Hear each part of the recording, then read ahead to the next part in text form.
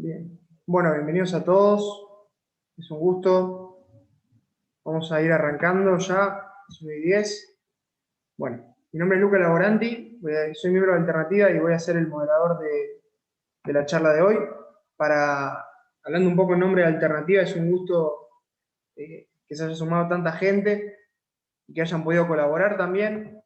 Como saben, Alternativa viene realizando una acción social muy fuerte en todo lo que son los barrios carenciados de la ciudad de Rosario, así que realmente se aprecia la colaboración.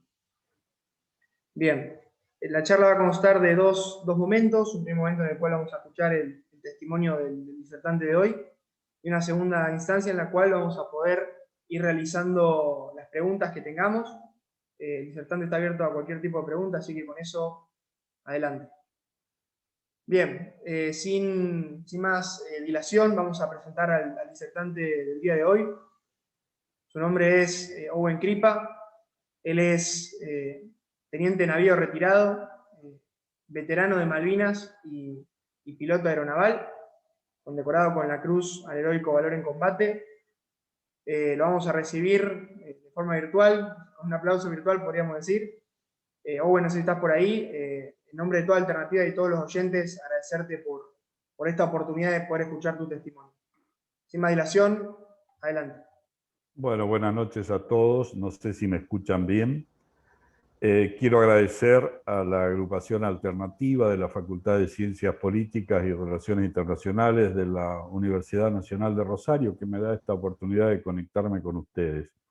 Como dijo Luca, voy a hacer una pequeña introducción, después vamos a ir mostrando algunas fotografías para que ustedes tengan conciencia exacta de cómo combatimos desde el aeropuerto de Puerto Argentino, en las Islas Malvinas, que fue desde donde operó mi escuadrilla, la primera escuadrilla aeronaval de caza y ataque, que fue la única escuadrilla de reactores que operó directamente desde las islas.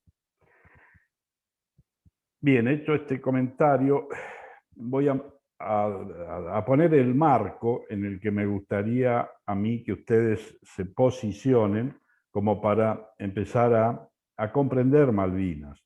Seguramente ustedes ya han escuchado a otros expositores y quiero aclararles que Malvinas tiene tantos relatos y tantas situaciones como tantos veteranos hayamos combatido allí.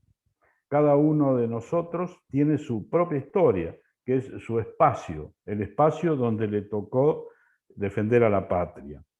Inclusive, a veces dentro del mismo espacio ocurre algo extraño, que dos individuos que compartieron ese mismo instante comprenden al momento que les tocó vivir, lo comprenden de una manera diferente. Eso tiene una explicación psicológica que no da lugar aquí para explicarla. Hay una posición que analiza Malvinas, un posicionamiento histórico que analiza a la Guerra de Malvinas como la última batalla de la Segunda Guerra Mundial. A esa posición yo adhiero profundamente, porque a partir de Malvinas, y sobre todo para aquellos que son estudiantes de la Facultad de Ciencias Políticas y Relaciones Internacionales, a partir de la Guerra de Malvinas cambia el orden mundial en todos los aspectos, político, económico y geopolítico. Se cae la Unión de Repúblicas Soviéticas Socialistas, cae el muro de Berlín, se unifica Alemania, termina el apartheid en África, etcétera, etcétera. Desde esta posición quiero decirles que la guerra de Malvinas fue una guerra provocada por la OTAN, precisamente. No fue como ustedes han escuchado permanentemente decir que Argentina provocó una agresión. De hecho, nosotros ya estábamos agredidos con la ocupación inglesa, pero a raíz del episodio que se llamó Davidoff, los ingleses que estuvieron al tanto de esta operatoria desde el año 1872, ya que el señor Davidoff había iniciado todos los trámites para tener todos los permisos de la corona británica, inclusive él pretendía traer su personal para desarmar esa factoría con buques ingleses, lo que no le fue concedido, y como se vencía el tiempo de esa operatoria comercial, recurre a un buque de la Armada, un buque de transporte de la Armada, cuyo permiso es dado por el Reino Unido, y provocan el incidente de la bandera, cuando un grupo de obreros hizo una bandera argentina, magnifican ese simple hecho ante el inmediato reclamo de las tropas que estaban en las Georgias. Los argentinos arrían la bandera, pero los ingleses siguen magnificándolo, y los diarios del mundo, en función de lo que es el Commonwealth, la Comunidad de Naciones, magnifica este hecho y provoca esa reacción argentina. Argentina envía sus buques y se decide, en un impasse de negociaciones, ante la falta de respuesta que se estimaba que debía haber de la Comunidad de las Naciones, se produce la recuperación de las Islas Malvinas el 2 de abril. A partir de ahí, todos los intentos de negociación que se llevaron a cabo fueron dados por tierra, primero por los operadores norteamericanos y finalmente por la corona inglesa, pero en definitiva por la OTAN. Sin el apoyo de la OTAN, Inglaterra no sé siquiera si hubiese llegado a Malvinas, porque a partir del apoyo logístico que se le da en la base de Ascensión, el aporte de elementos de combate que ellos no contaban, conforman la flota más grande que se había movido a partir de la Segunda Guerra Mundial, y avanzan sobre el territorio de Malvinas, pensando que con esa terrible manifestación Argentina se iba a retirar de ese espacio y iba a terminar todo en un amague de recuperación, y les iba a permitir a ellos fortificar la posición de Malvinas, que era en definitiva lo que les interesaba. ¿Por qué? Porque en ese momento todavía estaba la etapa que se llamaba Guerra Fría. Rusia estaba avanzando con bases muy importantes en el centro de África y se extendía hacia el Atlántico Sur. Un espacio marítimo de muchísima importancia estratégica por varios motivos: paso interoceánico y control de una de las reservas de agua más grandes del mundo, además de las riquezas de petróleo, gas y pesqueras.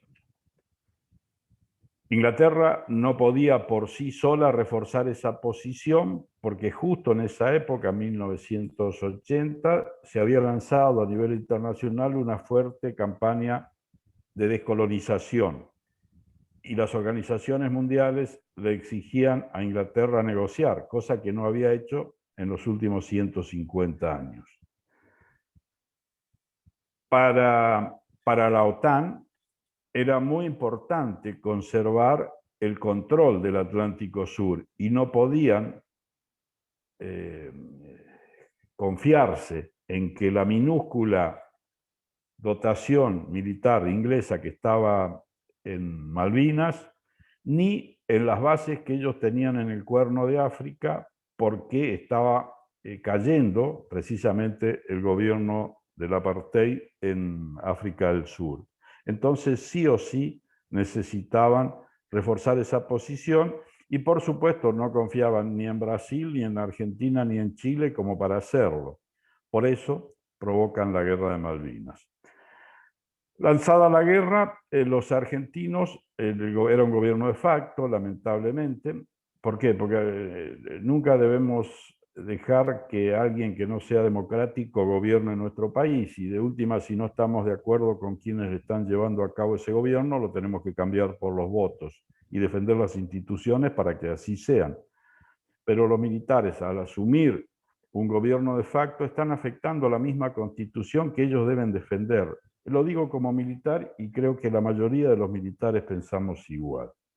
Pero bueno, fueron circunstancias políticas que llevaron a nuestro país en los últimos 100 años a la situación en la que estamos hoy, donde tenemos que pensar un país distinto.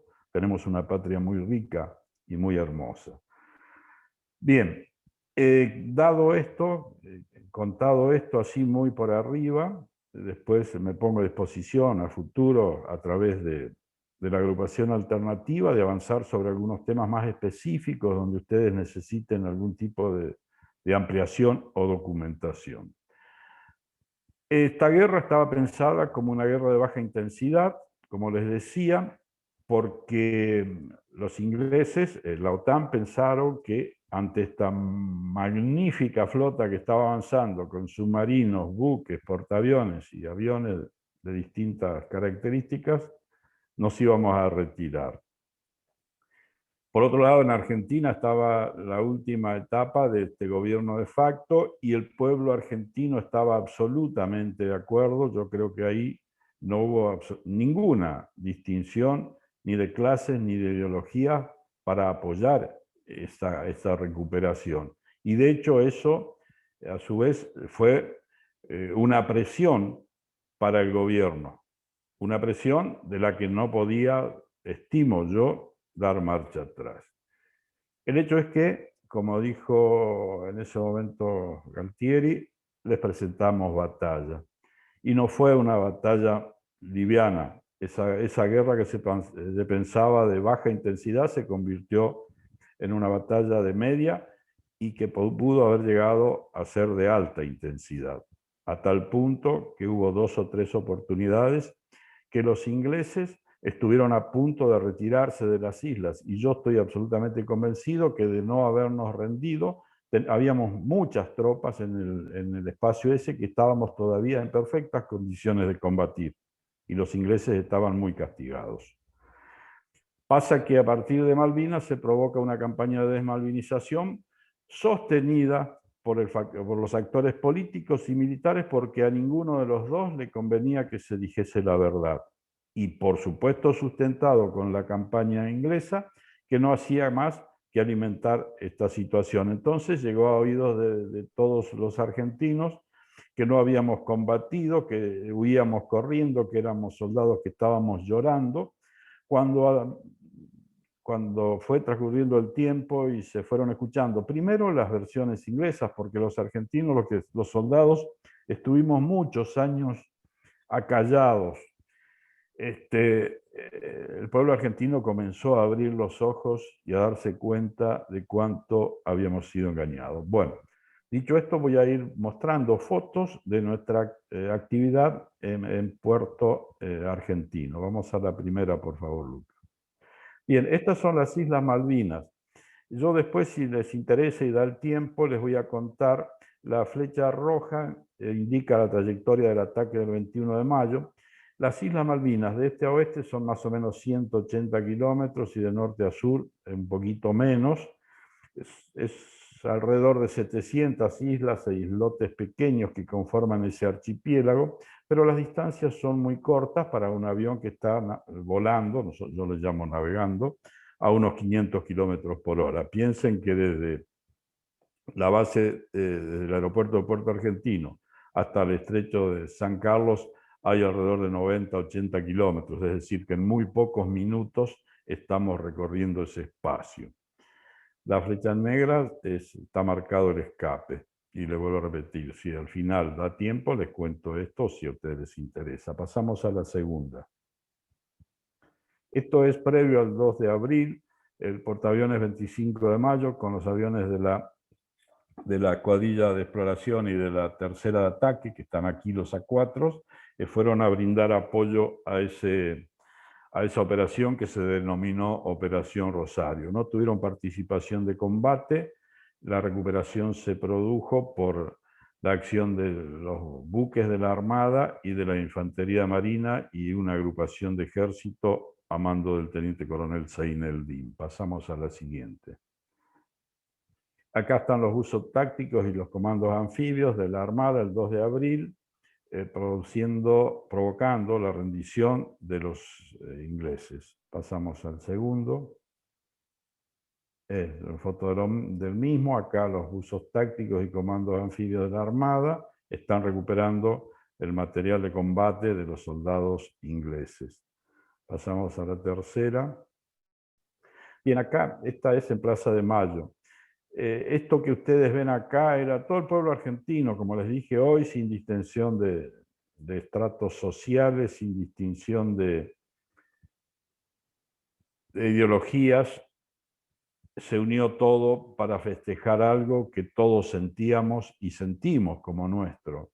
Esto que ustedes ven aquí se reflejó en todas, absolutamente todas las plazas, desde el pueblo más pequeño hasta las ciudades más importantes de todo nuestro territorio. Pasamos a la otra foto, por favor, Luca. Bueno, el camino al aeropuerto. Desde el pueblo hasta el aeropuerto había aproximadamente unos 4 kilómetros.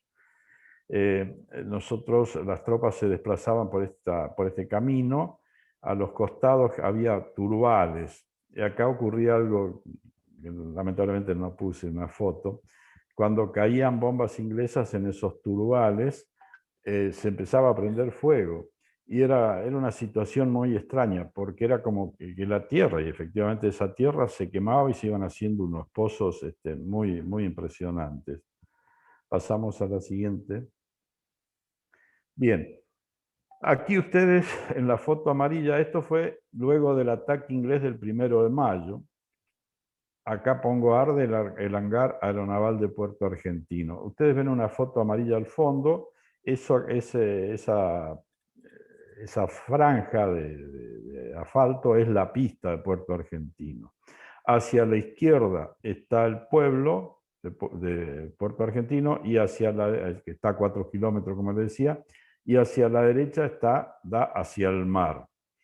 Acá ven 2 hangares. El hangar más grande de atrás es de Fuerza Aérea, y un poquito más a la izquierda de ese hangar, que aquí no se alcanza a ver, hay otro hangar cuyo techo es de 2 aguas, que también estaba ocupado por la Fuerza Aérea.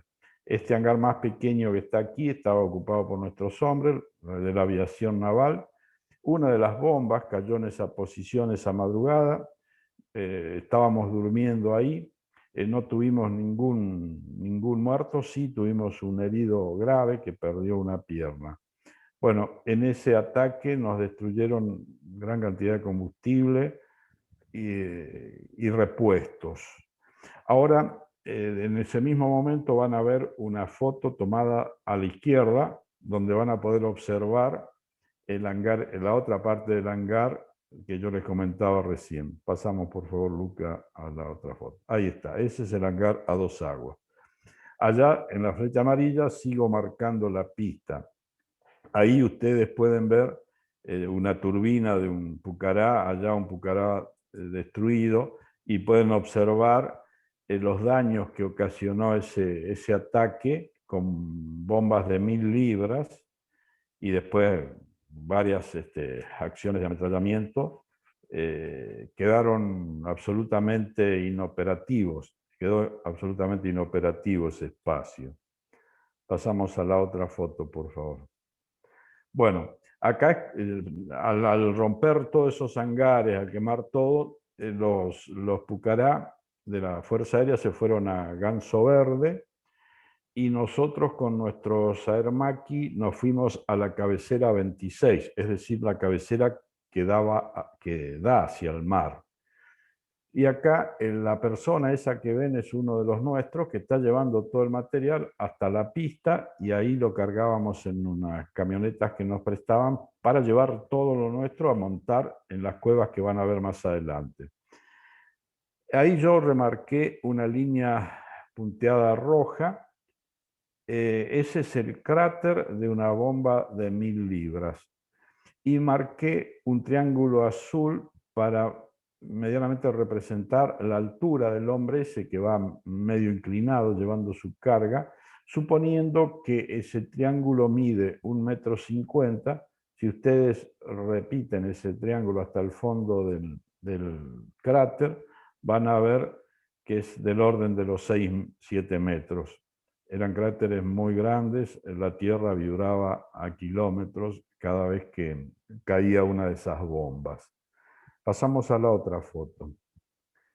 Bueno, cuando nos rompieron ese hangar, nos vinimos a vivir a este hangar, que yo acá puse que es el hangar y el avión Beaver del gobernador inglés. Este avión estaba dentro del hangar, nosotros dormíamos debajo de sus alas, pero después me comentaron, yo tengo que verificar bien esta información, me dicen que ese no era precisamente el avión del gobernador. Bueno, en este hangar sobre el mar tuvimos también gran parte del conflicto. Pasamos a otra fotografía. Bien, cuando yo le dije que nos fuimos a la cabecera 26, ahí la flecha roja está marcando un avión de transporte que está precisamente en la cabecera 26. Ustedes podrán observar perfectamente el número 26. Quiere decir que está orientada hacia el este-oeste. La flecha blanca que está arriba, ustedes van a ver la figura de dos aviones. Esos son nuestros aviones Air Macchi, que los teníamos a la intemperie. Y la franja que va desde la pista hasta donde están los aviones eran tablas que poníamos para que los aviones no se enterraran en la turba. La flecha azul marca dos aviones T-34 Turbo Mentor, eran aviones de la Escuela de Aviación Naval. La aviación naval argentina llevó absolutamente todos sus aviones, no quedó un solo avión sin participar en el conflicto. La flecha amarilla marca los aviones Pucará de la Fuerza Aérea, que los primeros días, después del ataque del 1 de mayo, todavía estuvieron en esa posición hasta que los pudieron llevar a Ganso Verde. Quiero hacer aquí una acotación muy especial. A la flechita roja, el avión es un F-28 de transporte de la Armada Argentina. Todos los aviones de transporte de la Armada Argentina, de los Hércules, durante todo el conflicto, sufriendo el hostigamiento de los Harrier, en ningún momento dejaron de realizar esos vuelos, trayéndonos munición, comida, remedios y llevando muertos y heridos. El valor de estos tripulantes, yo siempre lo destaco, porque no tenían absolutamente ningún tipo de armamento para defenderse. Aviones voluminosos, lentos, expuestos a una muy fácil detección y ataque. Yo, que una vez en esos cambios hice vuelos en esos aviones para trasladarme a las islas, les puedo asegurar que me sentía mucho más intranquilo que volando mis aviones de combate. Pasamos a la siguiente. Bien, acá se ve perfectamente la flecha roja donde estaba el aeropuerto. Si seguimos por un camino que va a la izquierda arriba, están las viejas instalaciones de los hangares que nos destruyeron. Y hacia abajo, el mar. Abajo el mar. Los buques ingleses navegaban ese espacio marítimo y nos bombardeaban y nos cañoneaban en realidad, y nosotros no teníamos con qué defendernos. Era hasta que un grupo de personas de la Armada, ingenieros y técnicos, construyeron un lanzador sobre el chasis de un camión e improvisaron un lanzador de misiles Exocet mar-mar. Hicieron un primer lanzamiento que fue fallido, el segundo lanzamiento impactaron en un buque inglés y a partir de ahí nunca más los ingleses pasaron por esa posición. Pero esa posición que está marcada con la flecha roja de la cabecera 26 fue la posición que más ataque recibió durante todo el conflicto, porque desde el 1 de mayo en adelante permanentemente recibimos el hostigamiento de buques, de aviones y de helicópteros. Pasamos a la siguiente foto. Acá se ve bien el que está a la izquierda con el gorrito de lana es nuestro comandante, muy valiente, Carlos Molteni, que siempre estuvo al frente de nosotros. Ahí se ven dos de nuestros aviones y un tercero allá medio oculto, que se ven las tablas que yo le comentaba, que teníamos que poner las tablas para poder sacarlo de la pista para que no se entierren. todo ese movimiento teníamos que hacerlo a mano, porque por supuesto ahí no había electricidad, no había nada. No teníamos carros, no teníamos implementos.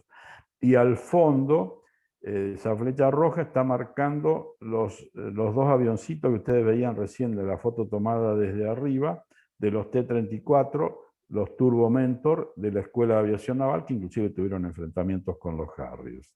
Pasamos a la otra foto. Acá, en este lugar, habíamos hecho unas cuevas, que ya la van a ver más en detalle, donde teníamos en una nuestra sala de operaciones, pomposa llamada sala de operaciones, en otro teníamos repuestos, munición, y en otro teníamos comida y remedios. Acá, como yo le decía, los Harrier atacaron permanentemente nuestra posición. La figura que se ve allá es de un avión Harrier que acaba de lanzar su bomba y está escapando. Y ahora van a ver la próxima foto a la derecha cuando esa bomba explota del otro lado de las piedras. Pasamos a la otra foto, por favor. Ahí se ve una explosión y otra más lejana de la bomba esa que nos arrojaban los Harrier. Las fotos que están tomadas con nuestras cámaras, en ese momento era toda fotografía, no era digital, y nosotros no éramos fotógrafos profesionales ni estábamos muy tranquilos por preocuparnos por la calidad de la fotografía. Así que les pido disculpas. Pasamos a la otra, por favor.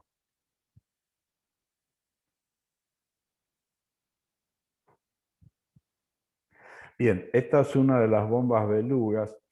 Con estas bombas, o bombas de racimo, estas bombas era hermoso ver el lanzamiento, porque el lanzamiento lo hacían a muy baja altura y se desprendía como un paraguas de cientos de estas bombitas, pero era muy incómodo porque estas bombitas empezaban a rebotar entre nuestras posiciones y de la infantería de ejército, y explotaban, sin saber dónde explotaban, y muchas de ellas quedaban sin explotar.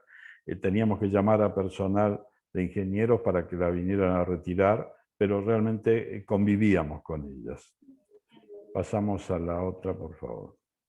Bien, aquí este era el refugio que yo le decía de la cabecera 26. Quiero que a partir de ahora, cada vez que vean fotos de veteranos, de combatientes de Malvinas en las posiciones de combate, observen sus rostros y se van a dar cuenta que la mayoría de las veces son rostros sonrientes, son rostros que no son de terror o de miedo como nos contaron muchas veces. Generalmente siempre y en todas las posiciones mantuvimos un buen ánimo y en los peores momentos. Por supuesto, hubo circunstancias que, ya les voy a comentar alguna, caía el ánimo porque mataban a un compañero o veíamos que moría otro cerca de nuestra posición. Ahí a la izquierda estoy yo, tomando mate con un jarro improvisado. Después sigue Oscar Sosa, Comoli, parados, y el último es Hugo Escalante. Y abajo sentados, Oscar Martínez, que era otro piloto, muy jovencito, Ramón Sánchez y Juan Montenegro, que es el último. Ahí estamos sentados sobre cajones de cohetes, de municiones, ¿no es cierto? Abajo de él van a ver que la tierra está blanca. Ahí prendíamos fuegos para calentarnos. Pasamos a otra. Bueno, aquí estamos después de una misión en el avión 115. Acá ya habíamos puesto chapas en lugar de madera, nos resultaba más cómodo.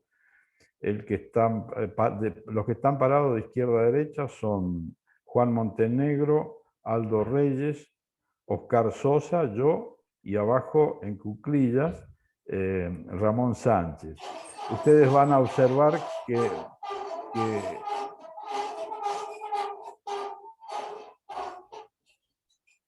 hay un ruido.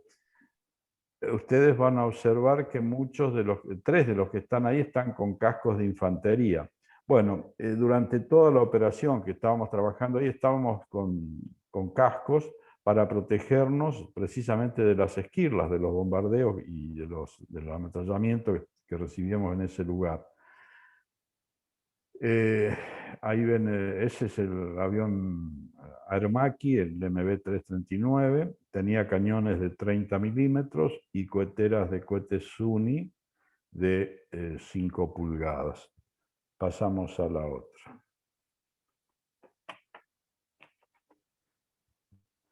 Bien, las piedras en ese lugar eran muy blancas, llamativamente blancas. La flecha negra indica la posición que les mostraba recién, el otro lado de las piedras. Hacia el frente, hacia el frente de esta foto, están la pista y nuestros aviones.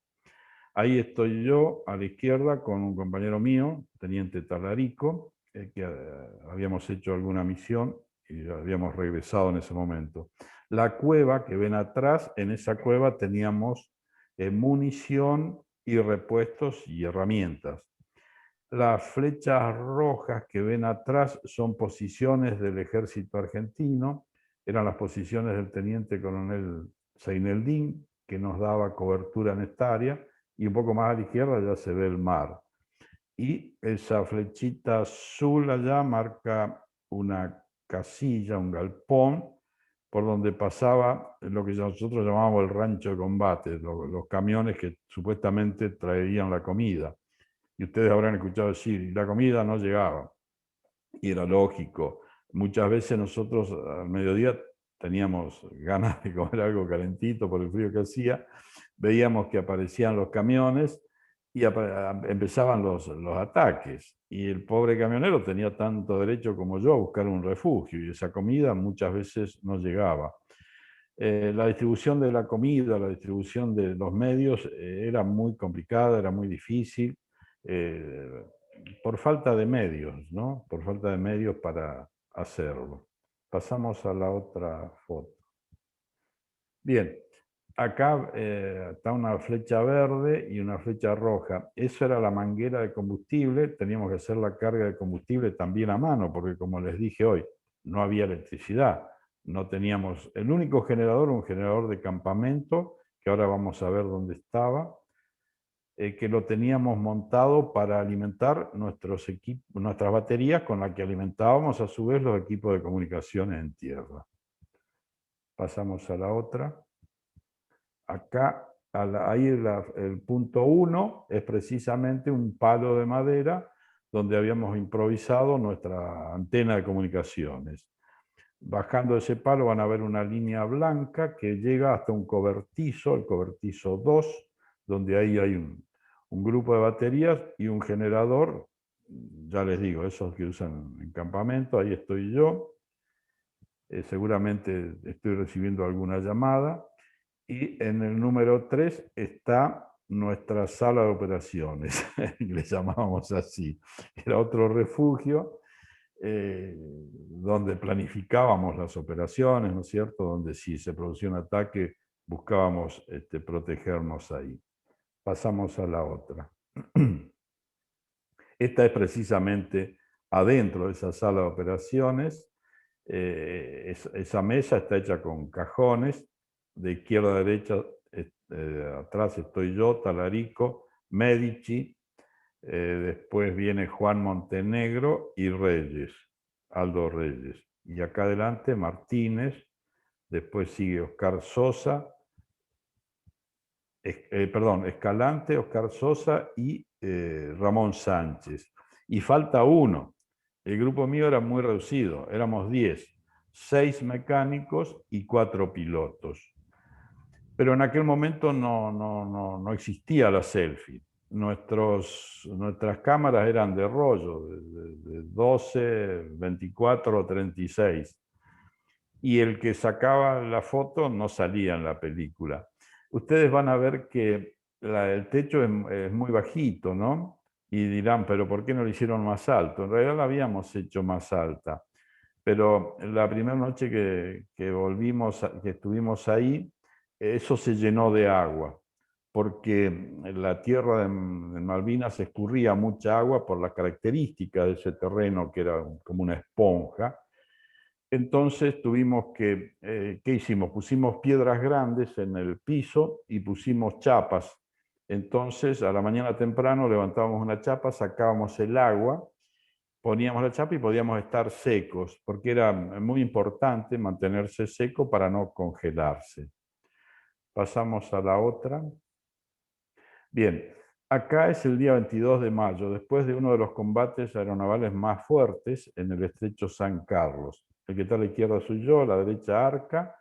Arca, siguiendo al capitán Filippi y al teniente Márquez, atacaron, después que ataqué yo, y fueron derribados los tres. Ahí muere Márquez, gran amigo, excelente piloto.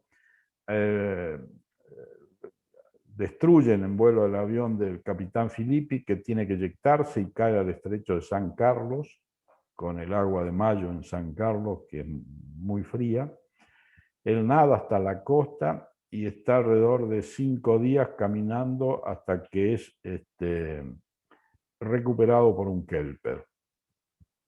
Arca llega hasta nuestro aeropuerto con el avión destrozado, él herido. El avión no podía aterrizar porque tenía el tren de aterrizaje roto, así que se tiene que eyectar. Inmediatamente es llevado al hospital, le ponen las primeras curaciones y ni bien puede, se escapa del hospital y viene a nuestras posiciones a contarnos cuentos. Él es correntino, tiene un humor muy especial, así que para nosotros fue un aliciente muy bueno. Ahí precisamente, yo no sé si esta foto, quién la sacó, si la sacó Nicolás Casanseu, pero ahí precisamente me está contando algo risueño, en pleno combate. Pasamos a la otra foto, por favor. Bueno, estos son los restos de querido compañero nuestro, teniente fragata Carlos el Chino Benítez, que muere al regresar de una misión contra un buque inglés. Gloria y honor para él. Pasamos a otra.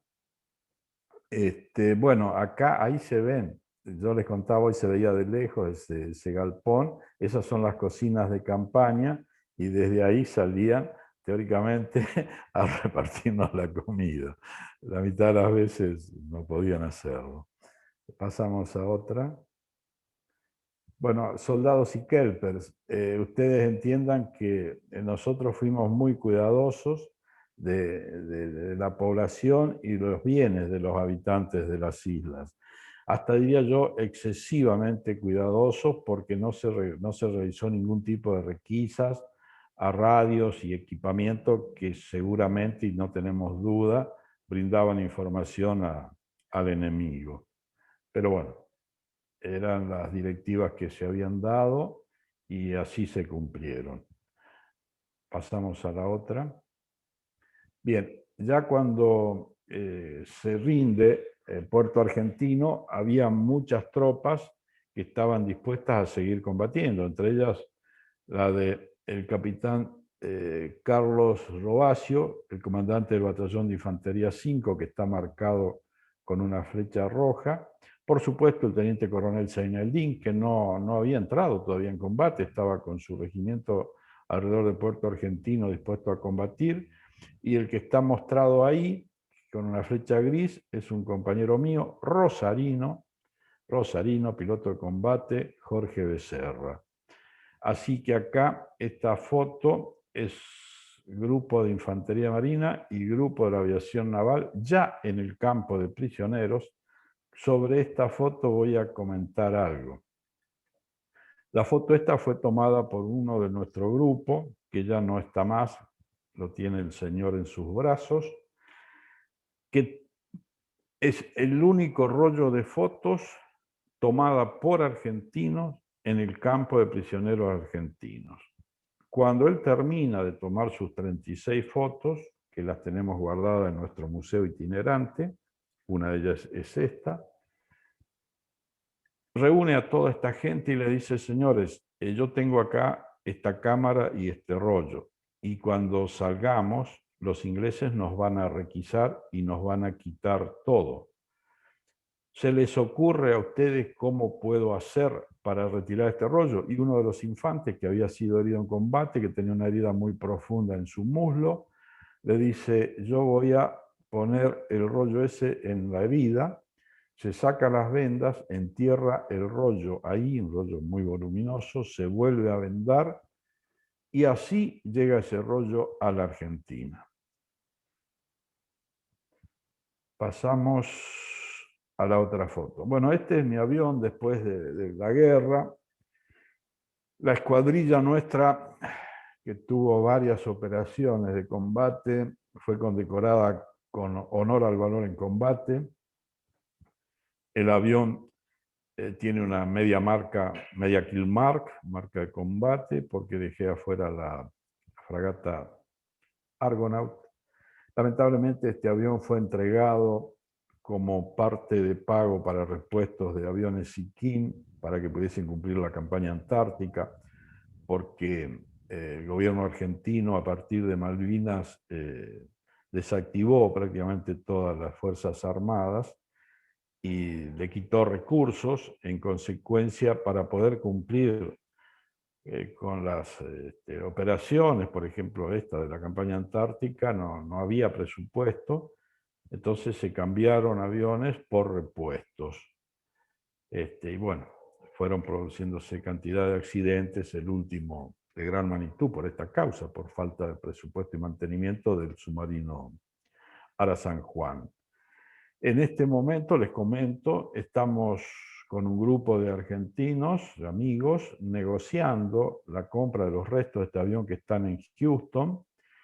Estamos bastante avanzados en las negociaciones. Una vez que tengamos todos los costos que va a implicar la compra, el transporte, seguro, trámites de exportación y de ingreso a la Argentina y puesta en valor, nuevamente lo queremos llevar al Museo de la Aviación Naval.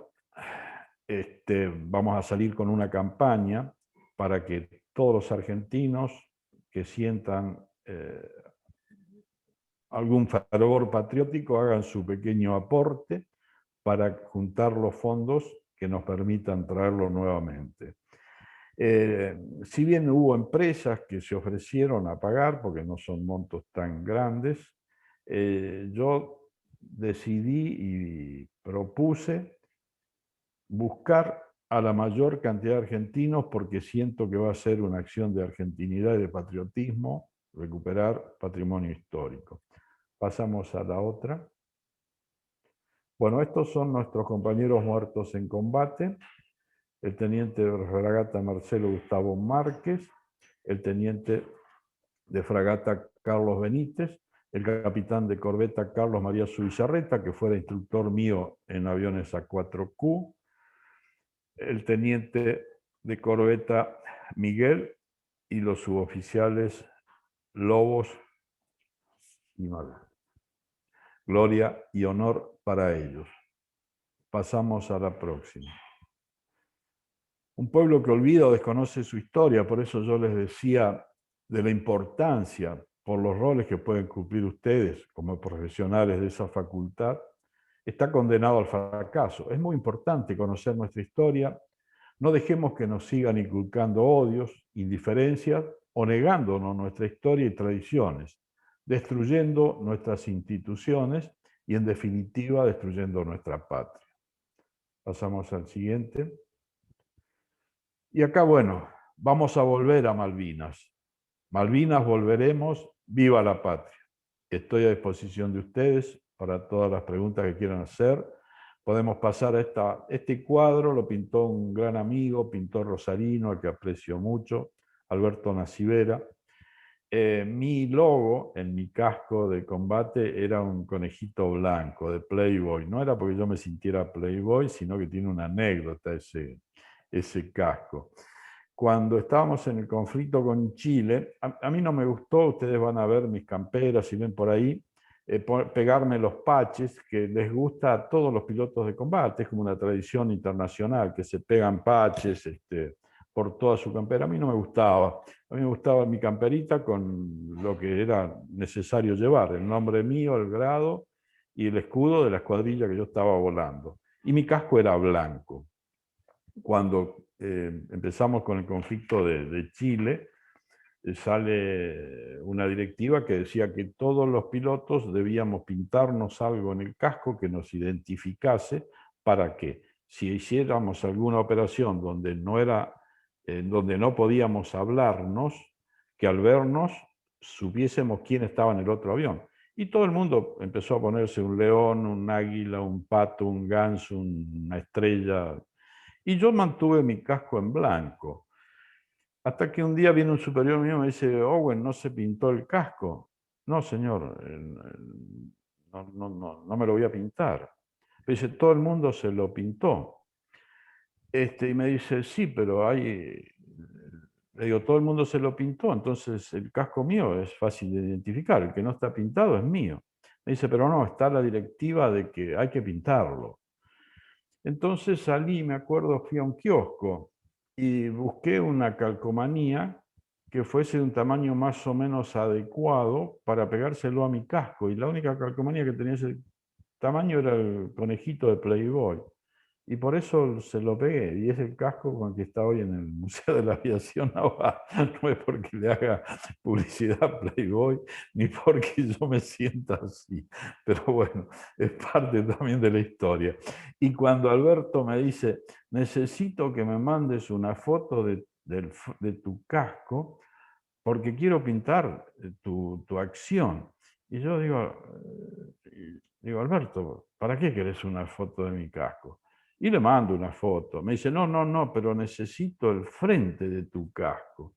Y yo, viste, digo, pero Alberto, y yo me quedé pensando, digo, ¿para qué quiere el frente de mi casco? Todas las otras pinturas que se pintaron fueron tomadas desde el avión hacia el buque en el ataque. Nunca fueron tomadas desde la posición de escape. Cuando vi el cuadro, yo dije, bueno, esta es la diferencia entre un piloto y un artista, ¿no? Bueno, chicos, estoy a disposición de ustedes para todo lo que quieran preguntar.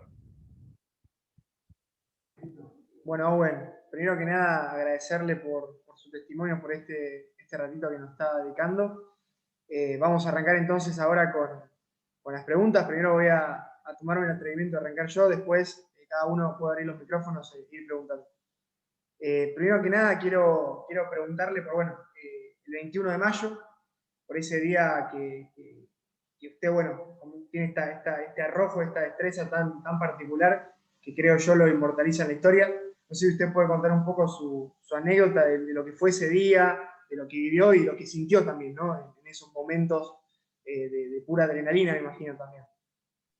Sí, sí, podés poner, creo que la primera diapositiva, donde yo había marcado con líneas, y sobre esa diapositiva vamos a ir charlando. El 20 de mayo a la noche habíamos regresado, a la tarde habíamos regresado de una operación de reconocimiento armado, nos habían perseguido los Harriers y uno de nuestros aviones se despista, se le revienta una cubierta y esa noche nos quedamos a la intemperie, un grupo de 2 pilotos éramos y 3 mecánicos cambiando esa cubierta.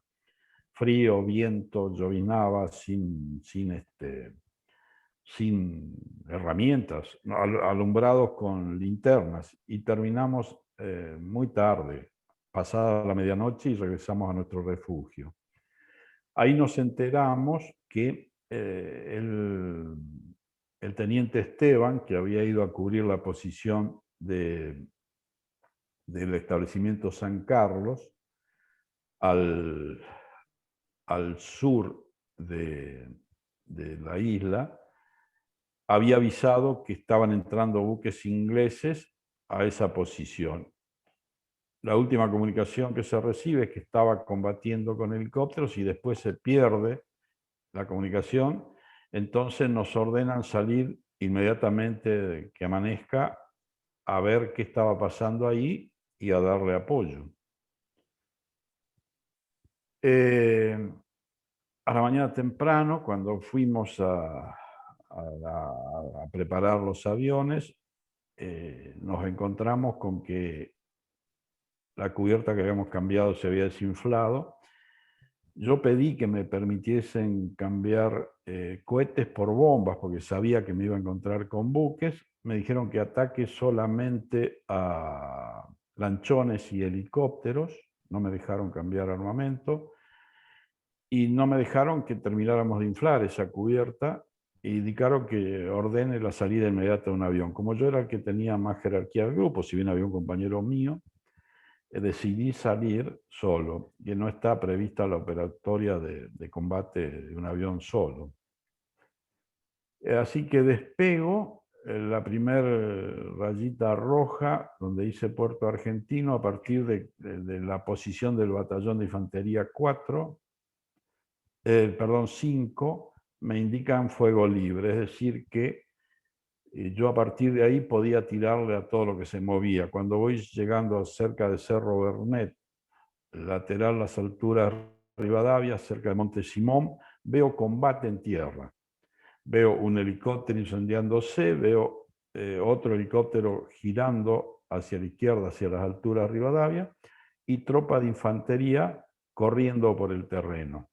Yo asumo que son tropas argentinas, y a pesar de la orden de que tenía fuego libre, decido no tirarles, gracias a Dios lo hice porque eran argentinos, y veo que cuando voy pasando me empiezan a tirar ellos a mí, porque me confunden con un avión inglés. Esquivo ese tiro y sigo hasta Tercer Corral, la última flechita de esa recta, puntada, porque pensaba entrar al establecimiento de San Carlos, al puerto de San Carlos, directamente por ese valle. Había mucha nubosidad, no puedo ver, giro hacia la derecha y salgo para el lado de Cerro Leal, Cabo Leal, y navego hacia Roca Remolinos. Yo pensaba que en esa posición, ahí el día era diáfano, era hermoso, uno decía, pero ¿cómo? Estamos en guerra y es esto tan hermoso, ¿no? Ahí pensaba yo encontrarme con los buques ingleses porque digo, si están haciendo un desembarco anfibio acá a 10, 12 kilómetros, seguramente están dándole apoyo desde esa posición. Y ahí no veo ningún buque y me sorprende. Entonces empiezo a navegar por el interior de Bahía Sucia en la parte del estrecho, ¿no es cierto? Ahí es muy angosta. Ahí el estrecho tiene muy pocos kilómetros. Y en la posición de Punta Roca Blanca, ahí observo 2 destructores ingleses, sigo navegando, volando sobre la costa, y a la entrada del estrecho de la bahía de San Carlos, donde está la estrella esa roja, ahí observo un helicóptero inglés haciendo vuelo estacionario. Entonces me preparo para atacar ese helicóptero y cuando libero la posición, ahí hay un promontorio que se llama Promontorio Güemes. Cuando me aparto del promontorio ese, veo a mi izquierda una gran cantidad de buques, de lanchones de desembarco, de helicópteros. Entonces digo, entre atacar un helicóptero me parece más redituable dejar fuera de servicio un buque, porque yo si bien sabía que con el armamento que tenía no podía hundirlo, pero sí podía dejarlo fuera de servicio. Y también por mi falta de experiencia, porque si hubiese yo tenido más experiencia de combate, más vivencia de combate, lo hubiese tirado unos tiros al helicóptero, lo hubiese destruido al helicóptero y después atacaba el buque. Pero me atrajo el buque, me atrajo el buque. Así que hice una maniobra muy violenta. Piensen que cuando yo tomo esta decisión estoy no más de 300 metros del helicóptero, a más de 500 kilómetros por hora. Así que entre que miro, pienso, decido y giro, paso a no más de 5 metros del helicóptero. En un giro violentísimo para cambiar mi sentido de vuelo prácticamente casi 100 grados. Me preparo para atacar ese buque. Cuando llego a la distancia de tiro, aprieto mi gatillo, mi cola disparadora y no sale ningún tiro. Yo digo, Dios mío, haberme metido hasta acá y no poder hacerles nada, sentí una sensación de frustración muy grande. Miro todo mi tablero y descubro una llave de máster de armamento que estaba desconectada. No sé si porque yo me había olvidado de conectarla o si porque en ese giro tan violento, con una rodilla o con alguna mano, yo la había desconectado involuntariamente. Conecto y empiezo a tirar. Lo primero que le tiro es a una posición de artillería que yo veía que venían corriendo soldados ingleses a cubrirla, y yo digo, tengo que tirarle a eso porque me van a tirar desde ahí. Así que lo primero que hago, tiro a eso, impacto, y después empiezo a tirarle a toda la infraestructura del buque, a las antenas de radio, las antenas de radar, al puente de comando. Así que descargo mis cañones de 30 milímetros, lanzo mis cohetes y ya estaba prácticamente arriba del buque. Entonces recupero mi avión y adelante mío era un mare magnum de buques, lanchones y helicópteros. Entonces en ese momento pensé que si yo giraba para escapar, como mi instinto me decía rajá cuanto antes de acá, pero digo, si giro por donde yo entré, me van a bajar como una palomita. Piensen, ustedes están delante mío. Yo en vez, ¿qué hago? Giro para escapar de ustedes. Les doy un blanco muy fácil. Entonces, ¿qué hice? Salté el buque y me planché sobre el agua. Me planché sobre el mar a pocos metros. Y fui esquivando los buques, los helicópteros. Hubo 2 oportunidades que casi chocamos con 2 helicópteros. Yo me asusté y supongo que el piloto de helicóptero también. Este, y sabía que cuando liberara la última línea de buques, me iban a tirar con todo.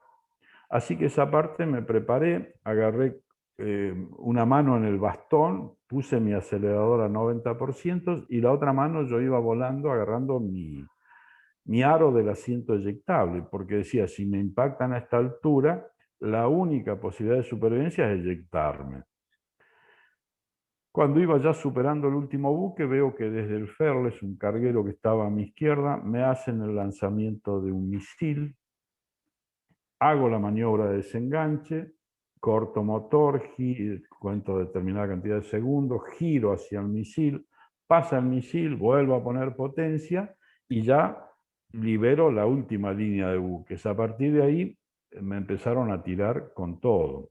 Yo siempre recuerdo la tierra bajo mío, porque yo iba a muy baja altura, era como un guiso, hervía de las explosiones. Entonces digo, bueno, voy a saltar a la bahía de Ruiz Puente. Ustedes van a ver que ahí está marcado en línea negra un giro hacia la derecha y un triángulo grande. Ahí está Bahía de Ruiz Puente. Digo, si salto para ahí, pongo ese istmo, esa península entre los buques y mi avión. Pero me encuentro con que en la Bahía de Ruiz Puentes había más buques. Entonces voy escapando en zigzag y en ese momento digo, si llego a Puerto Argentino y digo que hay muchos buques, me van a decir, está bien, Owen, 4 o 5, porque juro que si a mí me decían que en ese espacio tan reducido había más buques, yo no lo creía.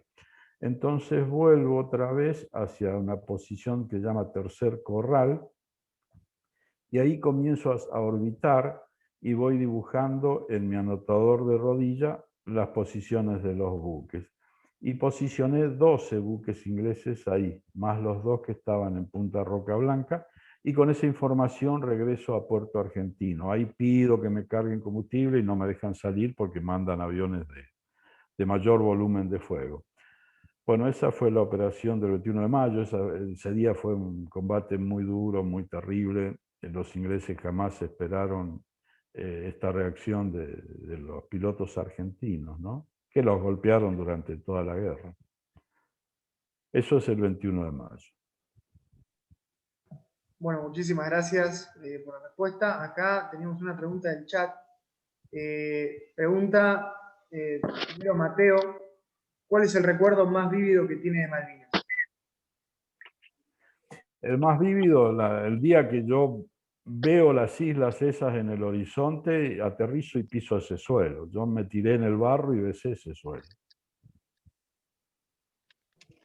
Acá hay otra pregunta que va relacionada a lo que veníamos charlando recién. ¿Qué sintió cuando pasó entre medio de los barcos en el estrecho de San Carlos? ¿Cuál era la sensación que tenía en ese momento? No, desaparecer. Desaparecer, hacerme invisible. No, no, te imaginás en ese espacio 12 buques, lanchones, helicópteros, era un mare magnum. Yo estaba absolutamente concentrado en esquivar y no llevarme nada por delante, no, ni pensaba. Y sí, escapar de ahí, esa es la realidad. Bien, ahí tenemos una pregunta de Bruno. No sé, Bruno, si querés prender el micrófono.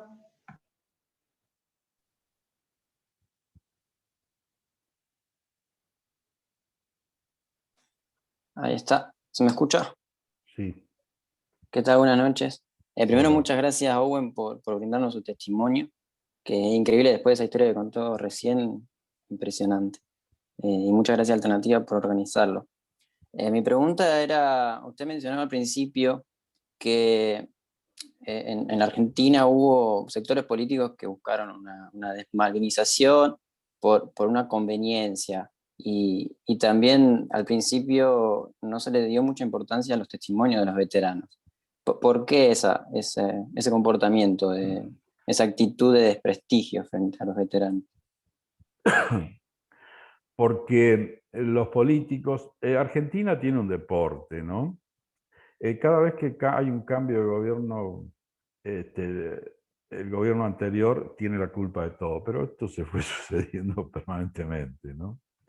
Y lamentablemente nuestra historia tiene etapas de gobiernos de facto y etapas de gobierno democrático y etapas de pseudo gobiernos.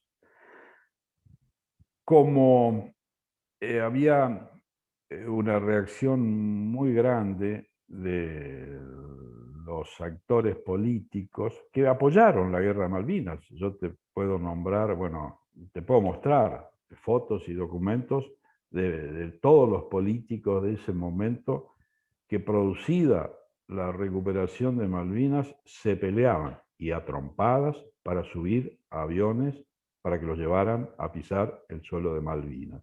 Y después negaron todo. Es lamentable, pero es así. A los militares, a los militares no les convenía reivindicar Malvinas porque cometieron muchos errores. La guerra fue una guerra a medias. La guerra o se hace o no se hace. Entonces, como los militares hacen hacer una investigación que se llamó Informe Rattenbach, que fue una investigación bastante certera y bastante cruda, donde se marcaron todos los errores de los altos niveles de conducción y de gobierno, inclusive sugiriendo el fusilamiento para alguno de ellos. La cúpula militar dijo, bueno, muchos de los que están ahí soy yo, entonces tengo que ocultarlo. Y el poder político no quería reconocer que hay militares dignos y que se había combatido honrosamente. Porque como toda institución, los militares no nacemos de un repollo, salimos de la sociedad. Del mismo modo que yo nací acá en el campo, estudié en una escuelita de campo, después me fui a estudiar a una ciudad porque no había en ese lugar una escuelita de campo, y yo descubro lo que es un militar cuando veo por primera vez un militar cara a cara, no como ahora que vos prendés internet y ves lo que quieras. Entiendan que en aquella época no había internet, no había celulares, no había nada. Entonces, al poder político le convenía también acallar todo. Y muchos de ellos se plegaron a la campaña inglesa, lamentablemente. Lamentablemente. Y ese proceso, que se mantuvo por muchísimos años, si no hubiese sido por la campaña que llevamos a cabo muchos veteranos, yo les cuento cómo empieza la campaña. Yo pido mi retiro en 1980, a fines de 1983, cuando escucho yo me sentí muy feliz del regreso a la democracia. Cuando veo que empiezan a atacar a las Fuerzas Armadas como institución, yo digo, ataquen a los hombres, juzguen a los hombres, pero por favor, defendamos las instituciones, porque las instituciones son lo único que le dan sustento a un país. se comienza un ataque donde todos éramos basura, hasta que llega un momento que el doctor Alfonsín dice, en una charla que tiene con un grupo de nosotros, dice, y que planteamos el tema de Malvinas, dice, para mí, Malvinas para mí significa un tanque atmosférico. Entonces yo dije, Dios mío, mi comandante en jefe, mi presidente me dice que yo soy una bosta. Entonces yo pido que me juzguen. Digo, miren, si yo soy una basura, quiero que me juzguen. Pero quiero que digan, usted, Cripa, es una basura por esto, por esto, por esto, por esto. Entonces, listo, me voy. No me juzgaron, siguió esta destrucción, que sigue hasta hoy, ¿no es cierto? Entonces pido mi retiro y salgo a buscar trabajo, porque yo no es que busqué trabajo antes, yo tomo esa decisión y salgo. Pobre mi familia lo que tuvo que sufrir, ¿no? Consigo trabajo acá en Sunchales, que es parte de mi vida pasada, porque yo vivía a pocos kilómetros de acá en el campo, y parte de mi familia fueron fundadores de este pueblo, trabajadores, y estaba trabajando para sostener a mi familia, ¿no? Vine primero a volar al aeroclub de Sunchales, volaba, fumigaba, hacía esto un poco. Porque siempre digo, mi mujer y mis hijos tenían la mala costumbre de comer y de vestirse, y yo tenía que proveerlo. Estaba un día en mi casa y llegan dos personas que yo no las conocía, ellos tampoco a mí, se presentan como soldados, como veteranos de guerra, y me dicen que quieren hablar conmigo. Entonces me plantean que, los hago pasar a mi casa, me plantean que había muchos compañeros de ellos que tenían problemas de salud, físicos y psíquicos, que tenían problemas laborales. Entonces yo les digo, ¿y qué quieren que yo haga? Yo soy un miserable oficial subalterno retirado, que no cobro a ver de retiro, estoy trabajando para sobrevivir, y estos dos soldados me dicen, pero ni la sociedad, ni el poder político, ni los militares nos dan respuesta, y nuestros compañeros se están muriendo. Digo, bueno, ¿qué podemos hacer? Era año 86 aproximadamente. Sí, 86. Me dicen, mire, nosotros nos reunimos en la casa mía, me dice uno de ellos, que lamentablemente falleció hace 2 años atrás, chiquito, le decíamos, medía 2 metros 10. Y vemos los problemas más graves. Bueno, el martes siguiente yo me fui hasta Santa Fe, estoy a 150 kilómetros, acomodé mis cosas, me voy a esa casa, una casa muy humilde, donde había 4 o 5 soldados, con una listita de fulanito de tal tiene problemas psicológicos, hay que llevarlo al psicólogo, a este hay que comprarle tal pastilla. Entonces, bueno, me empiezan a contar que cada uno ponía lo que podía. Entonces, bueno, ¿cuánto hay que juntar? 10 pesos, cada uno puso 2 pesos, pusimos 2 pesos, y ese día decidimos comenzar a convocar a más gente. Y bueno, al otro martes, te estoy hablando del año 86, éramos 15, al otro martes éramos 30, al otro martes éramos 50, y de la casita pasamos a un bar, porque ya no había lugar en la casita, en ese momento no había restricciones para juntarnos, ni uso de barbijos, gracias a Dios. Después ATE nos prestó un salón en calle San Luis, y desde el año 86 hasta hoy, por supuesto con las restricciones del año pasado y de esta, con el tema del COVID, desde el año 86 hasta hoy, todos los martes seguimos reuniéndonos en Santa Fe. Y así nos planteamos 4 objetivos.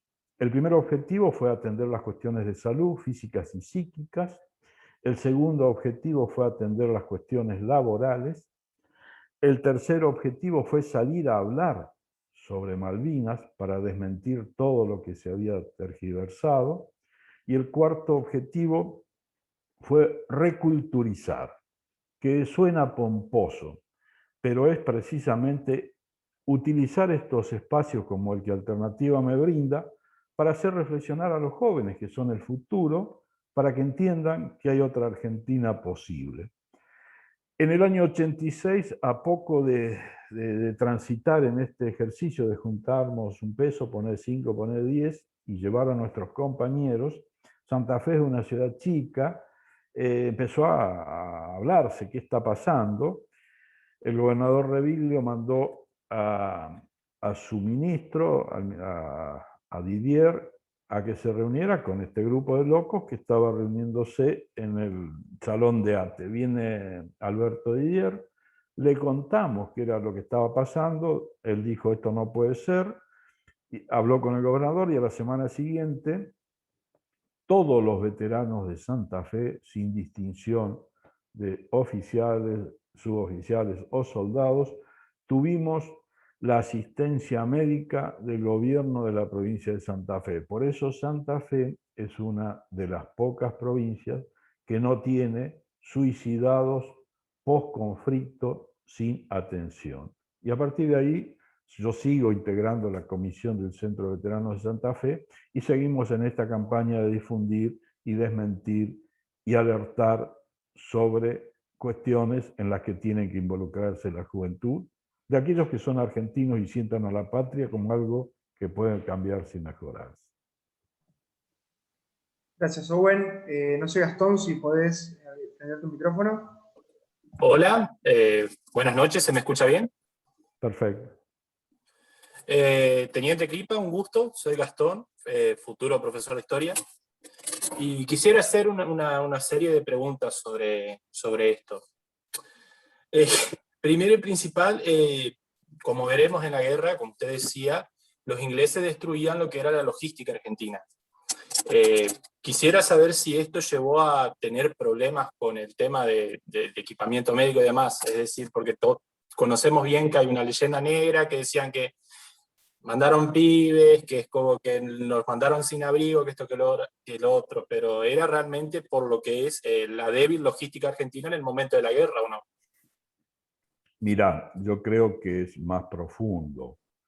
Yo creo que se planificó perfectamente la operación de recuperación de las Islas Malvinas, que se llamó Operación Rosario, que se llevó a cabo de manera ejemplar, sin producir bajas en el enemigo.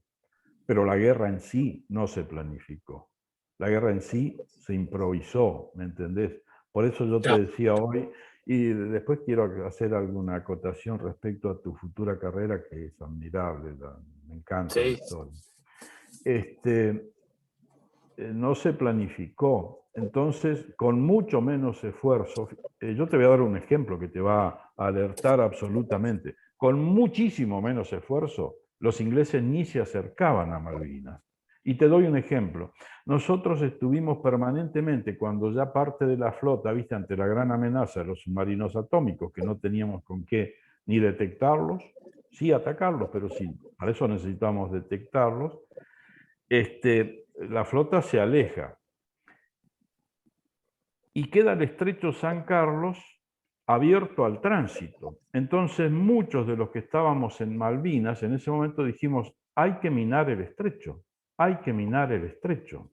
¿Me entendés? Claro. Bueno, después del 21 de mayo, ya cuando los ingleses pisan el suelo de Malvinas, después de que le habíamos dado paliza en varios lugares, Bahía Agradable y demás, entre otros, que le habíamos destruido buques muy importantes como el Atlantic Conveyor, la Sheffield, su buquecito insignia, se lo habíamos mandado al fondo del mar, hacen pie en las Islas Malvinas. Y yo en ese momento tengo un altercado con uno de mis jefes. ¿Por qué? Porque yo estaba preparando, digo, ya los ingleses están avanzando, yo no sé hasta qué momento voy a poder salir con mis aviones, porque era difícil mantenerlos en vuelo, no teníamos insumos, no teníamos herramientas. Digo, reúno a mi gente y les dije, vamos a combatir como infantes, así que pido más munición de fusilería y empiezo a armar defensas. Viene un jefe y me dice, ¿qué está haciendo, Owen? Y le explico.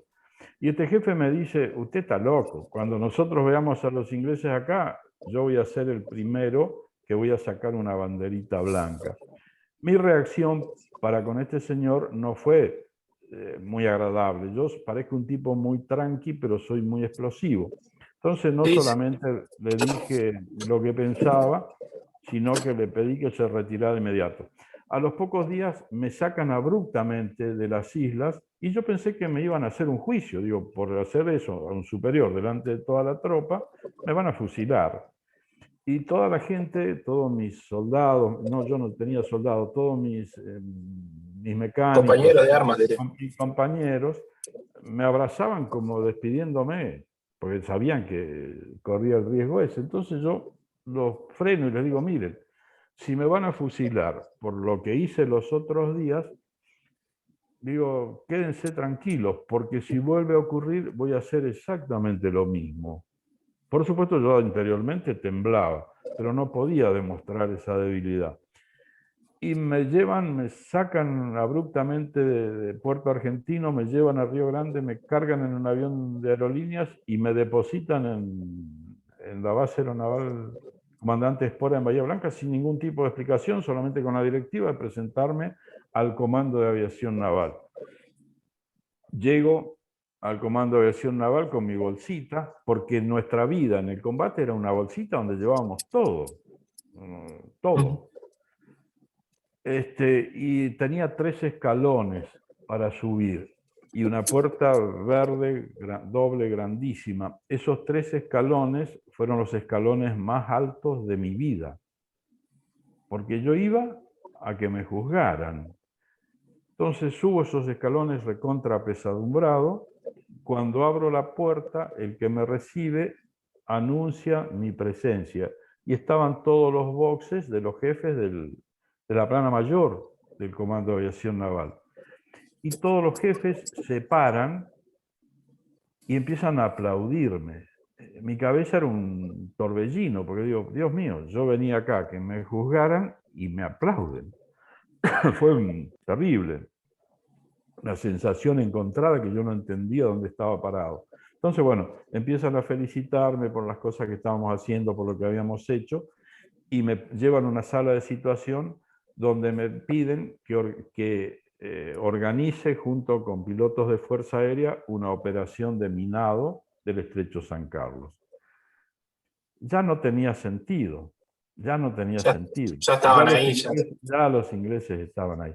Por eso te digo, si la guerra hubiese sido planificada, si se hubiesen llevado los cañones, pero ellos se endulzaron con la pera que le mostró Estados Unidos, es decir, no se preocupen, vamos a ir a una negociación tripartita, cosa que a ellos jamás les interesó. De hecho, cuando estábamos ya por llegar a la situación esa de esa negociación, nos hunden el Belgrano. Eso quiere decir que no les interesaba negociar. Por eso vuelvo a repetir, la guerra no fue contra Inglaterra, fue contra la OTAN. Claro, es No sé como si... que en sí esperaban también que el conflicto sea de corta duración. Claro, sí, Pero... de baja intensidad. Ellos siempre estimaron un conflicto de baja intensidad. De ellos yo tengo contactos con comandantes ingleses con los que charlamos esto a calzón quitado, porque ya han pasado 40 años, ellos están retirados como nosotros y preferimos compartir un buen asado y un vino y hablar de lo que pasó realmente, ¿no? Claro. Y te decía, Gastón, hay una historia argentina que está muy oculta. Nosotros Sí. en el interior de nuestro país, desde que empezamos nuestra educación primaria y secundaria, leímos el manual Capeluzzi y no sé qué otro más manuales que eran y fueron siempre escritos por autores porteños, ¿me entendés? Y hay una historia profunda de nuestro país en la que Santa Fe tiene un protagonismo muy importante y muy profundo en su conformación como país que no lo sabe mucha gente. Yo, gracias a Dios, por ahí participo en foros con historiadores, con chicos jóvenes que están avanzando sobre esta historia que tenemos que sacar a la luz porque va a servir para todos los argentinos. Te cuento una anécdota.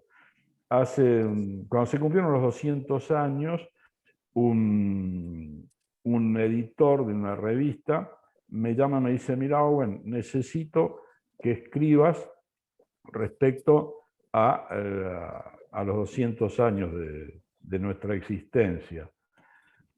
sobre el Congreso de Tucumán. Entonces le digo, qué extraño que le pidas a un litoraleño, a un santafesino, que escriba sobre ese acontecimiento, cuando precisamente Santa Fe fue una de las provincias que ustedes dejaron de lado, ¿no? Le digo, hay tanto para escribir.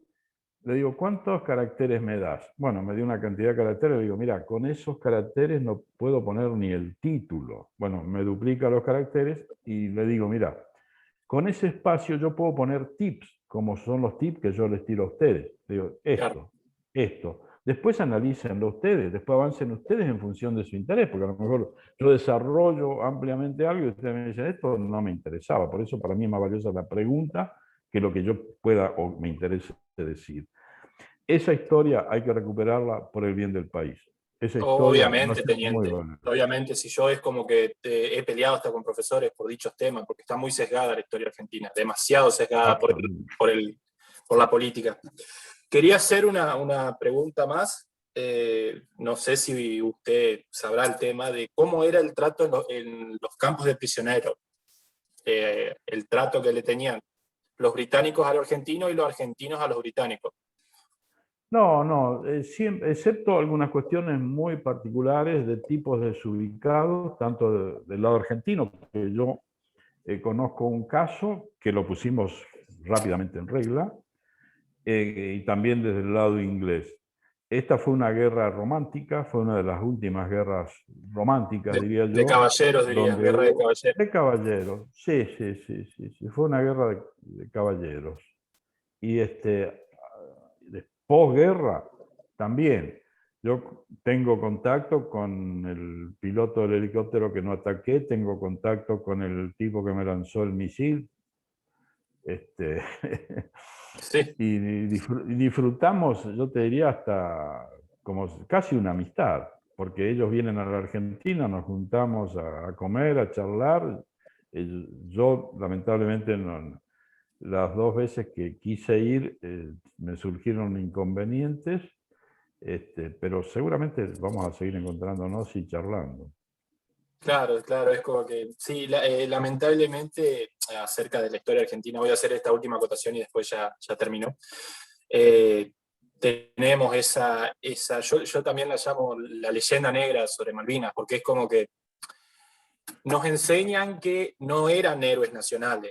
Y es como que yo, durante todo mi periodo que estuve en la facultad, me falta un año para recibirme, este año diría, es como que estuve discutiendo con los profesores cada vez que se daba este tema. Todo lo que es historia argentina yo lo trataba de combinar con economía, política y lo que es los factores individuales de las personas. Seguro.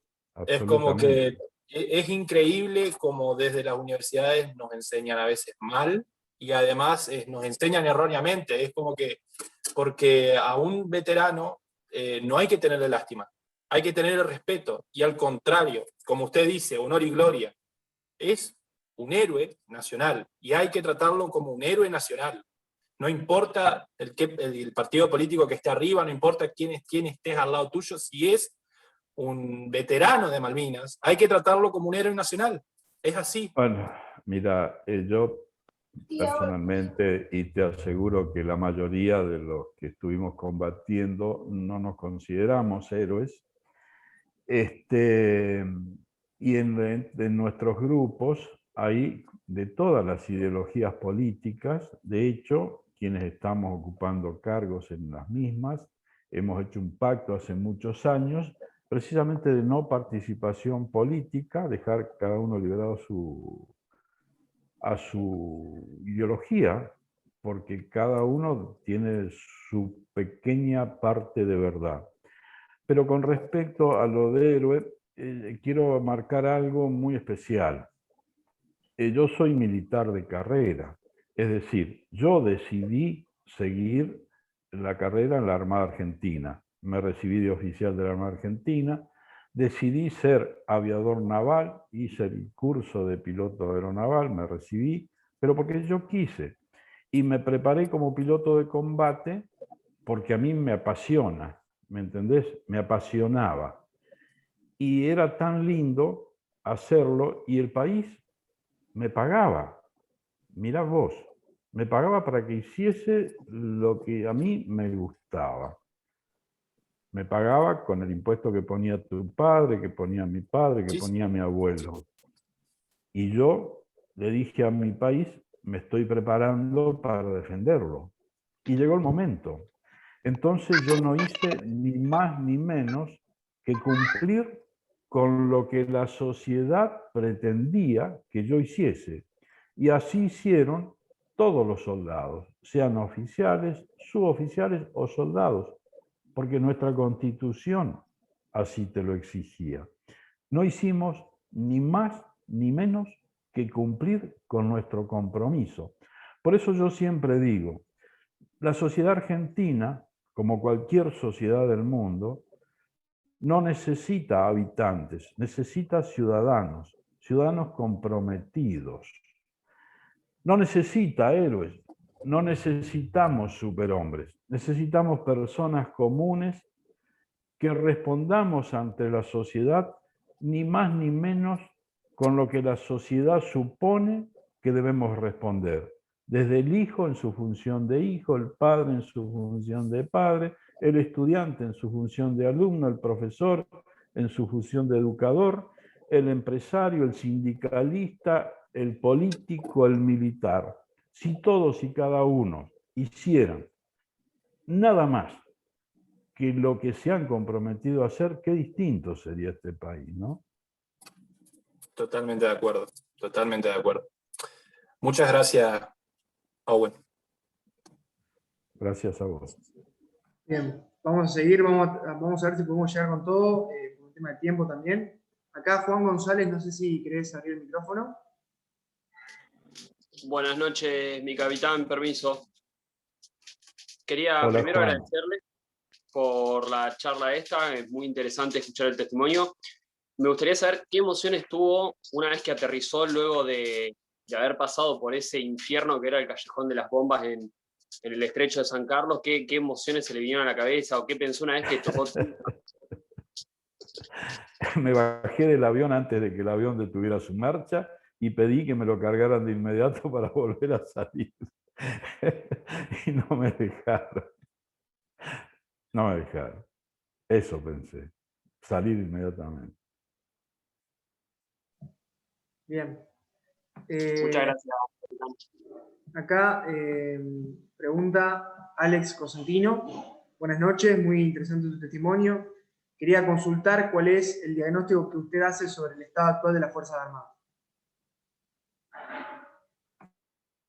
No estoy muy al tanto. Yo puedo saber lo mismo que saben ustedes.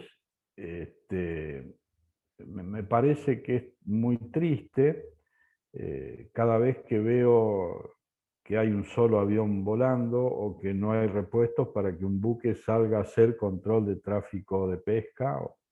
Es muy triste. Yo supongo que quienes nos gobiernan tienen esto muchísimo más claro que yo. Lamentablemente, siempre que ocurre algo que involucre a la acción de los componentes de las Fuerzas Armadas con muertes, como el caso del submarino Ara San Juan, la culpa recae en el último eslabón del tarro, ¿no? El comandante que quiso salir. Y los militares somos así. San Martín seguramente no tenía todos los insumos para ir al combate, lo mismo Güemes o lo mismo Belgrano. Iban con lo que tenían, con sus tacuaras, con sus lanzas. Y ese era y debe seguir siendo el espíritu del militar argentino. Pero bueno, están parte de los estados que pongan a su disposición y que se hagan responsables de los resultados, como en todas las áreas de la política, ¿no? Yo siempre digo, este país carece de políticas de Estado. Una democracia es bárbara, es fantástica, pero si no recaemos en echarle la culpa al pasado para justificar los errores del presente, ¿no es cierto? Y existiendo políticas de Estado, independientemente del color político que asuma, que yo festejo la democracia y la voy a seguir defendiendo, que quienes nos gobiernen respondan a esas políticas de Estado, que esas políticas de Estado respondan a los intereses de todos los argentinos, ¿no? Bien. Hugo Ponce, no sé si estás ahí para poder activar el micrófono. Sí, acá estoy. Buenas tardes a todos. Bueno, Owen, yo quiero saludarlo y realmente es un honor estar escuchando sus palabras y agradecerle por lo que usted ha hecho junto con todos los veteranos de nuestras queridas Malvinas. Quisiera plantear esto. Yo soy Hugo Ponce, soy cantante lírico, canto en el coro estable del Teatro Argentino de La Plata, tengo un amigo sobreviviente del crucero General Belgrano, tengo una canción dedicada a él y a los héroes del crucero. Me considero malvinero, a pesar de que salí de baja en diciembre del 81 y estuve a punto de que me convocaran, pero no fue así. Quiero preguntarle, querido Owen, por un lado, ¿qué relación ve usted entre las invasiones inglesas, la vuelta de Obligado y Punta Quebracho y las Islas Malvinas? Y después si tiene alguna opinión sobre los tratados de Madrid. Bueno, todo tiene una perfecta línea de continuidad y en función de lo que hablábamos hoy con Gastón, creo, futuro historiador, los ingleses son un nefasto actor en todo nuestro desarrollo desde nuestros orígenes hasta hoy. De hecho, fueron parte de los que financiaron nuestras guerras de la independencia. Pero a partir de ahí, la explotación a la que fuimos sometidos, los dos hechos más graves que ocurrieron en nuestro país, donde hubo matanza de obreros, con la justificación de que eran anarquistas, ¿no es cierto?, que estaban defendiendo solamente sus derechos. Una ocurre aquí en Santa Fe, que fue la más dramática, que fue la que menos difusión tuvo, que es el tema de la forestal, que ustedes pueden leer el apoyo que reciben acá de nuestro gobernador Mosca, respondiendo a sus intereses ingleses, y van a ver en detalle quienes les interese la historia, está todo absolutamente documentado, los más de 600 muertos y la depredación terrible que se hizo en este espacio. La Patagonia trágica, yo viajo todo este país, lo camino a caballo, con carpa, disfruto este país porque es tan hermoso de norte a sur, cada vez que puedo, y hablo con los lugareños y recorro esos espacios donde se fue forjando lo que hoy vivimos, y veo hoy no solamente el Tratado de Madrid, que es algo espantoso, sino que veo la ley de minería argentino-chilena, que le pido que la analicen y analicen la creación de ese Estado, dentro de nuestro propio Estado, con prerrogativas de absoluta libertad para disponer de nuestro patrimonio. Veo las explotaciones, el desconocimiento que hay en el común del argentino. En uno de los debates hace pocos días yo manifestaba esto y digo, está detrás Inglaterra. Entonces me dice, no está detrás de Inglaterra. ¿Cómo que no? Le digo, si la empresa fulanita de tal es canadiense, si la empresa fulanita de tal es tal, digo, está el Commonwealth. Digo, ¿no sabés que el Commonwealth son 34 naciones que responden a Inglaterra? Desde nuestro inicio. Y fíjate, les cuento detalles. Estos días comenté recién que vamos a comprar los restos del avión este. Las turbinas de ese avión son inglesas. Yo tengo que traer ese avión sin las turbinas, porque si pretendo traerlo con las turbinas inglesas, Inglaterra tiene la potestad de vetar esa operación. Hasta ese nivel estamos, hasta ese nivel hemos llegado. Pero esta ley, que está firmada por nuestros gobernantes, sin distinción de partido, tendrían que responder a una política de Estado. Entonces nuestro país no se remataría como se ha venido rematando. Y no hablo del gobierno presente ni del anterior, hablo de varios gobiernos para atrás. Y me puedo extender hasta 50 años para atrás. Porque hay tanto para contar, chicos, hay tanto para contar. Las oportunidades que perdimos Y a veces yo digo, no puede ser por desconocimiento, ¿me entienden? No puede ser por desconocimiento. Son hechos que responden a intereses particulares, a intereses personales, que provocan traición a la patria. No pueden ser tan estúpidos quienes nos gobernaron. Incluyo, por supuesto, a quienes nos gobernaron de facto, porque tengo mucho para hablar de ellos. No sé, Hugo, si respondí más o menos a tu pregunta. Sí, sí, claro. Muchas gracias, Owen. Y bueno, voy a estar atento a futuras charlas porque es un gusto y un honor escucharte. Gracias a vos. Bien, acá preguntan, Owen, no sé si usted pudo en alguna ocasión, después del conflicto, visitar Malvinas. Acá preguntan. No. Casualmente, no, tuve varias invitaciones. Casualmente anoche me llamó un amigo que está conformando un grupo que van a viajar. No voy a viajar a Malvinas mientras tanto me tengan que firmar mi pasaporte como que esté entrando a territorio extranjero. Sería faltarle un respeto a la memoria de aquellos que dejaron su vida allá. Muchos soldados nos han dicho lo mismo también. Se valora y se aprecia muchísimo.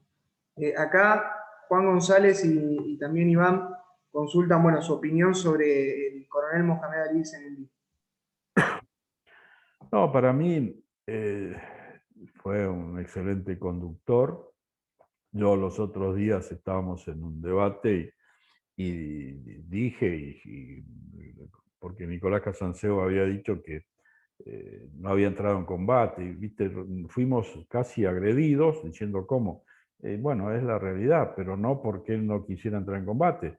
Yo, estando allá, él estaba al lado de nuestras posiciones y fue uno de los jefes que yo siempre vi al lado de sus soldados. Y venía a tomar mate a nuestra posición, tomábamos mate juntos.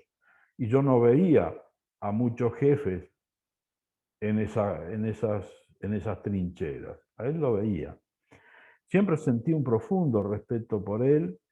Yo me alejé un poco de él cuando se produce el movimiento de los cara pintada, porque si bien yo compartía absolutamente todos los reclamos de él y de Rico, no me parecía que debía producirse un levantamiento, ¿me entienden?